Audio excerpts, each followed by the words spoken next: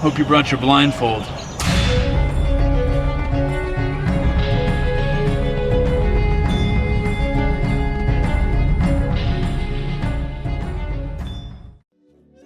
It is finally time for the fabled battle of the Disney Mountains. And no, I'm not talking about Space Mountain. I'm not talking about Splash Mountain. I'm not even talking about Big Thunder Mountain.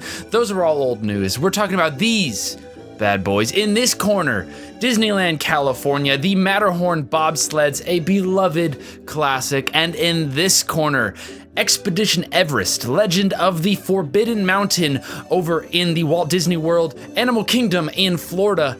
It's a mouthful, but it's also an amazing feat of Imagineering. But the question is, with these two Yeti-filled mountains, which ride is better? Well, let's find out. Before we get into the brawl, let's run down a little bit of the history, because unlike a normal versus videos, these are not two versions of the same ride on opposite sides of the country. No, these are completely different rides that often get compared to one another. So let's start with the Matterhorn bobsleds in Disneyland, California. It is one of the most historically important attractions ever to be built, but it started out as just a pile of dirt. You see, when Disneyland first opened in 1955, Holiday Hill stood as a pile of leftover dirt from the construction excavation, right where Matterhorn would someday stand. They had dug up a bunch of dirt to build the castle and Main Street and whatnot, and just put it there and called it Holiday Hill. Well, it would one day become an actual mountain. You see, Walt Disney took a visit to Switzerland in the late 1950s, and he fell in love with the real Matterhorn, so the story goes. And so naturally, he just had Imagineers build a replica of it. It is about 1/100th the scale of the real Matterhorn mountain, and it opened in 1959. It was a lot of firsts. It's a very important ride. It was the first thrill ride in Disneyland. It was the first ride with a steel track in the world, and it was also the first ride in the whole world to have multiple cars on the same track. The first roller coaster ever to do that. So again, a very historically important attraction. The ride has had many updates and upgrades over the last 60 years. In fact, at the time I'm recording this, it's currently down for a refurbishment of some sort, but it's still a timeless classic. It hasn't changed enough to change what it is, and it is the Matterhorn. And it takes you on a thrilling and bumpy journey, notably bumpy journey, all around the inside and outside of the Matterhorn mountain, where you encounter a Yeti who would rather you not be visiting there, but of course you're just gonna do it anyways because it's a lot of fun. And over on our other coast in Florida, we have Expedition Everest, the Legend of the Forbidden Mountain. Again, that is a long title for a ride, but hey, let's get into it a little bit. It opened in Disney's Animal Kingdom in Florida in 2006. And you know how the Matterhorn ride is a replica, as I said, of the real Matterhorn mountain in Switzerland. So you might be thinking that Expedition Everest is a replica of the real Mount Everest in the Himalayan mountains, but no, it's not actually. It's actually the fictional Forbidden Mountain that you are supposedly passing through on your expedition to reach Mount Everest itself. Everest is actually supposed to be this little peak right here in the background. Did you know that? Because I genuinely didn't know that until about 2 weeks ago. I don't think that bit of the story is explained particularly well, but hey, you know what? I'm a nice guy. I'll just let it slide. You probably should have just called it like Expedition Mountain, although I guess I can see why you wouldn't do that. Anyways, I'm not the Imagineer here. The ride, similar to the Matterhorn, takes you on a thrilling journey all around, inside and out of the Forbidden Mountain, where you encounter a different Yeti, a much bigger and less white-furred Yeti who would also rather you not be visiting his mountain. So what are you doing here? The stage has been set. Let's get to the verses.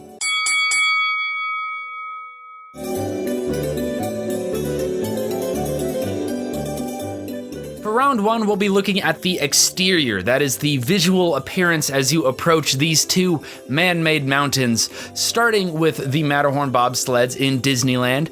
The recreated Matterhorn is 79 feet tall, and it is this weird kind of lumpy looking mountain. Again, it's supposed to be a recreation of the real Matterhorn, and it's not too close. So if you put them side by side, you can see that, yes, this is supposed to be the Matterhorn. But whether or not it really looks like the Matterhorn, it is an eye-catching, iconic centerpiece nonetheless. Until that point, 1955 through 59, the castle was Disneyland, and the castle still is Disneyland, but now the castle has a neighbor, and the neighbor is the Matterhorn, and so it is iconic, and it has been upgraded and improved upon. Many holes have been patched up into the mountain over the years. The theming, however, doesn't really extend past the foot of the mountain. You have the mountain, and then you have a little buffer zone, and then a fence around it, and outside of that fence is just concrete, and part of it's in Tomorrowland and part of it's in Fantasyland, but it doesn't really feel like either land. It's just kind of its own Matterhorn space. And now that I'm thinking of it, it's weird to have a recreation of a real mountain in Disneyland. Whether it's in Fantasyland or Tomorrowland, it's a real life mountain, which is a bit bizarre, but I guess it's better than just calling it the Forbidden Mountain, which with that, we'll take a look at the Forbidden Mountain, which is, again, Expedition Everest, coming in at 199 feet tall. Supposedly, so the story goes, if this mountain were 200 feet tall, Disney would have had to put a blinking light on it as per some state or federal regulations, where an airplane needs to have a blinking light at 200 feet so that, you know, a plane doesn't crash into Expedition Everest and cause a big disaster. Disney built the mountain at 199 feet exactly, maybe even 199 and a half or whatever, so they don't need to have a blinking light on top of it. And thanks to that lack of a blinking light, it looks like a real mountain. It is stunning. Expedition Everest is a fantastic looking ride. It looks like a legitimate mountain, and it makes Asia the highlight of the park. That being said, I haven't been to Pandora yet, but Asia is still just where I want to go. The theming is so complete, it's so immersive. You walk into Asia, obviously Everest, Forbidden Mountain being the centerpiece off in the distance, but the whole land draws you towards Everest, and it is huge. The mountain, as I said, 199 feet tall, but the mountain itself has a footprint of nearly an acre of land. And the theming extends way out in every direction. Animal Kingdom's theming as a whole is some of Disney's best, and Everest is beautiful. So round one, if you couldn't tell already, this first point is going right on over to Expedition Everest.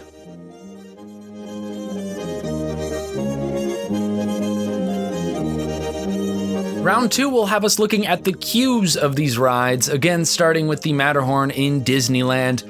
I have to say, the Matterhorn has maybe one of the least exciting queues of all time, really. You got some little switchbacks underneath this little Swiss-looking hut thing, but most of your wait time is going to be spent circling the mountain. There's 2 tracks on the Matterhorn, and the line is split into 2 lines, which does help with wait times, but you just kind of circle around the mountain, and so your view is not bad. You can view the side of the mountain through the fence. You're standing on just a big concrete walkway, and it's good for people watching if you're into that, but really the queue is lackluster, except in that little Swiss hut thingy I'm talking about is one of the most iconic and best soundtracks in Disney parks. The Swiss yodeling, I can't really play it here for copyright purposes, but you know what I'm talking about. Go look up Matterhorn Q soundtrack. Yodel, it's very good. It's very catchy, and I think it really makes Matterhorn even more iconic than it already is, but it's not enough to save the queue entirely, which will now take us over to Expedition Everest in Disney World, which has what is, in my opinion, one of the greatest Disney queues ever made. I'm kind of bleeding my hand before I reveal the answers here, but Expedition Everest has a fantastic and deeply immersive queue. As I said, the whole Asia area is themed so heavily that you are already immersed by the time you get there, and you're constantly being led back in deeper into Asia to Expedition Everest. And so by the time that you set foot in that queue, your mind is already in that space. There's a flawless transition from Asia area of the park into the queue itself. You pass by shrines and through offices and a museum gallery, and it all feels super authentic and very lived in. It feels like, yes, there could have been people doing research here or collecting these artifacts as you were walking in. It is very lived in, very well detailed, and very immersive. Again, so much attention to detail, and the point of it is to tell the story of the ride.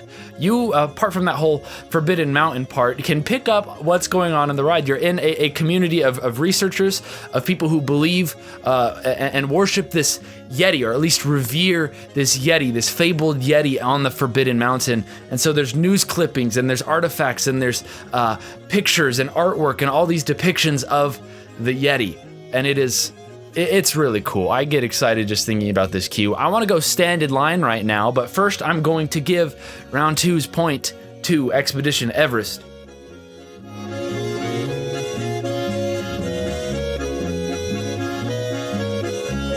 Moving right along, you've done your standing in line and now you are ready to board. So let's talk about the ride vehicles. The Matterhorn, let me just say outright, used to have the worst ride vehicles of all time. You would have to sit in another rider's lap. I believe it was 2 bobsleds attached, and each one held 4 people, and you sat in someone's lap, and it was just weird and uncomfortable. I remember one time I really had to pee, and I got on the Matterhorn and had to sit in someone's lap, and it wasn't a very fun time. For me personally, as a child, I didn't like it very much. But in 2012, the Matterhorn had a big refurbishment. They redid a lot of the tracks, and they upgraded the ride vehicles. So it is still 2 bobsleds attached per car, but now each bobsled has 3 individual seats. So the whole vehicle can sit 6 people, and everyone gets their own individual seat. Much more pleasant, much more typical of a ride experience. You sit down, the ride vehicles are pretty low to the ground, so you kind of got to climb down into them, and then there is a fabric, more traditional seat belt that you buckle up with. But all things considered, the ride vehicles are pretty comfortable. At least when the ride is stationary, the ride vehicles are pretty comfortable. There's plenty of legroom, there's room for your bags. The buckle is not, going over your shoulders or anything. It's pretty straightforward, and the ride vehicles are entirely acceptable. Moving over to Expedition Everest in Florida, the ride vehicles are huge. These things are some of the biggest ride vehicles. It's a big long train, and it can sit 34 riders in normal operating times, of course, per train. In my opinion, this is one of the most comfortable ride vehicles that Disney has ever designed. The seat is right at the perfect height, very natural sitting position, and there is 1 safety bar, 1 lap bar per rider. Very similar in a lot of ways to Space Mountain in Disneyland, which is, I think, one of the most comfortable ride vehicles of all time, where you have 1 lap bar. It's not a T-bar. The T-bars are bad because you can't put your bag between your legs, but it's a rectangle bar, and you just pull it right down. And it's very comfortable, a very comfortable experience overall. One con I have with Big Thunder Mountain is that the ride vehicle is very long, and if you sit in the front, the ride feels very, very slow. However, Expedition Everest, there's no bad seats because, as we'll get to in a little bit, part of the ride goes backwards. And if you like that faster feeling of ride vehicle, the front is just as good as the back, and the middle is the perfect middle ground. So there's no bad seats, very good ride vehicle. Once again, the point is going to Expedition Everest.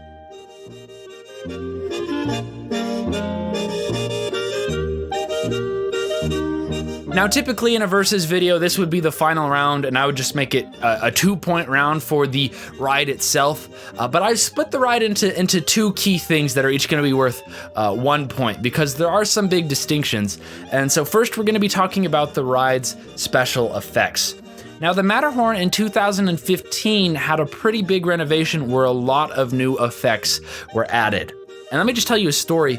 The next time I went to the Matterhorn after this closure, I had no idea that they updated anything. I knew it was closed. I assumed they just did their normal refurb stuff.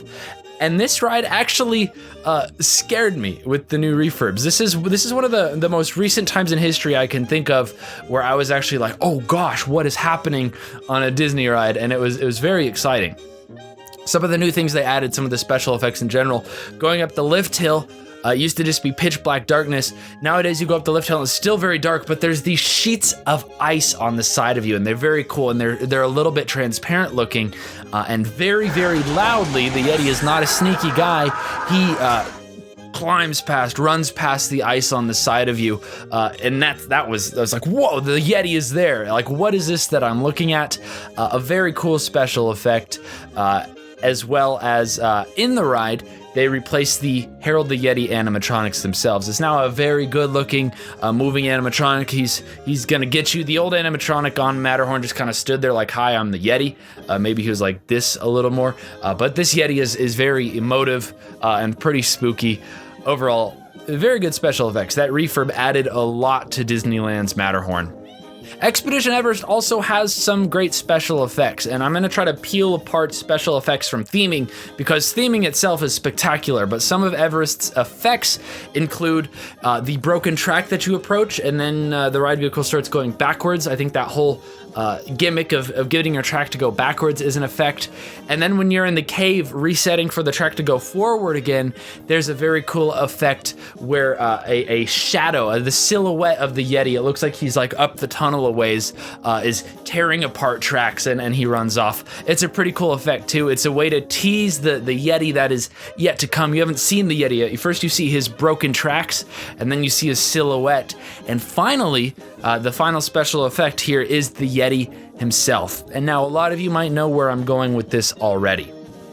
But before I had ever been on Expedition Everest, I remember when they built the ride, they released a behind the scenes, behind the magic video talking about Everest. And in this video, they display the Yeti animatronic, one of, if not the biggest animatronic Disney has ever built, and one of the most realistic animatronics, if not the, at the time, most realistic animatronic ever built. He is so emotive, he's hanging on, he's coming to grab you, and it just looks freaky, and it looks awesome. And I remember seeing early footage of the ride in that opening year of the Yeti. It looks like he's going to grab your ride vehicle. And so when I finally got to Expedition Everest many years later, I was so excited to see this legendary animatronic, and I was riding, and I was like, as I was on the ride thinking, oh, that animatronic I saw on that TV special is coming and it's gonna blow my mind. And I remember going under it and being like, huh, that didn't really blow my mind. And still I went to my family and I was like, hey, that animatronic was pretty cool, right? Because in my brain I was thinking,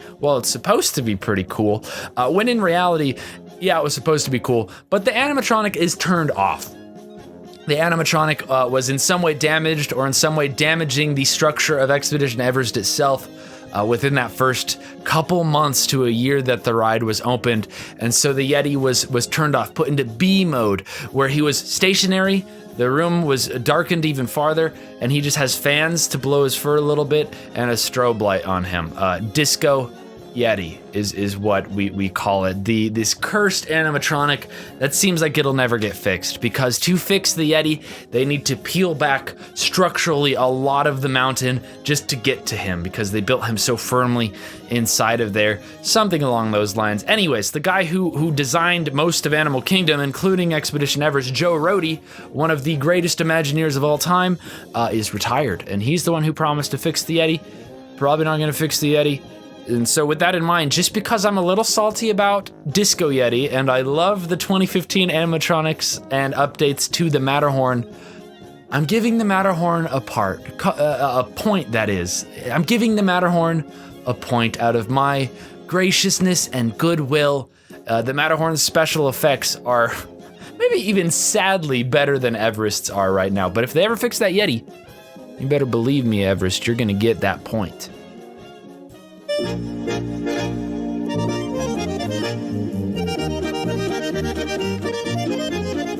Okay, last but not least, final round, the ride itself. How does the track feel? How much fun am I having? If I closed my eyes and rode this, which would be more fun?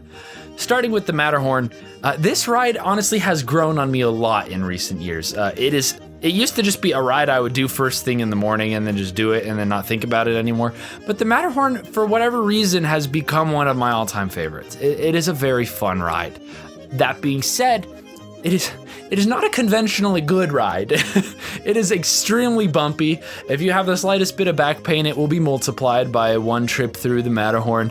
But it's really fun in that way. It is an expedition. It feels thrilling. It feels dangerous, maybe not because there's a Yeti chasing you, but because the track is so shaky. But it is quite a lot of fun, and you do at the very end to break the vehicle, splash down into water, and it's always like, oh, could I get wet? I've never gotten wet, but I heard that some people have at some point gotten soaked on that splashdown. So just fun stuff like that. The Matterhorn is genuinely a lot of fun. It's a great ride. It deserves to be heralded as one of the Disney classics that it is. And if I could replace it with Expedition Everest, I don't think I would, because it's fun. But let's talk about Expedition Everest, which is the polar opposite of the Matterhorn in smoothness. It is one of the smoothest coasters I've ever been on. It is so fun, so smooth, so comfortable, but just the perfect amount of thrill. There's enough dips, there's enough drops where it feels very thrilling. The lift hill at the start does not have any catwalks or stairs on the side, which makes it gives us this feeling of danger, like you're really just up this rickety bridge up into Everest. Of course, there's a section of the ride where you go backwards. There's the big dip out of the mountain. There's just so much good stuff going on in Expedition Everest. Of course, Expedition Everest also gets the point for being the better ride. So there you have it. Very unsurprisingly, Expedition Everest beating the Matterhorn, almost a landslide, but I had to be nice and give the Matterhorn that 1 point for special effects. Like I said, the Matterhorn has grown on me a lot in recent years. If I could replace it with Expedition Everest, I would not do that because the Matterhorn is iconic and should just stay what it is. But even with that in mind, Expedition Everest is my second favorite ride of all time. Of course, Indy being my first favorite, yeah, whatever. But Everest is fantastic. And it is much newer. Like I said at the top of this video, these are not clones of the same ride. These are two different attractions built over 50 years apart. It's hard to even compare them. Of course, Everest is the modern marvel, where Matterhorn is the classic, and Expedition is just ultimately a better ride. It is so fun, so well done. Congrats to all the Imagineers who aren't watching, who worked so hard on Expedition Everest. You did fantastic. And that's all I got for today. So we'll see you soon, June 5th. I got a special little fun time coming. There might be another little something or other that you could keep an eye out for until then. But thank you so much for watching this Versus. Thank you so much for watching Disneylander. I don't often ask, but if you could subscribe or comment, do the YouTube things, hit the bell, because I upload kind of sporadically nowadays. It means a lot. I'm loving hanging out with you guys. Again, check out the Discord. I just love to partake with you guys. You guys are a great community. And if I could do a versus of you guys versus anyone else, of course you would win. Come on now. I'm going to end the video because I don't know what else to say. Bye.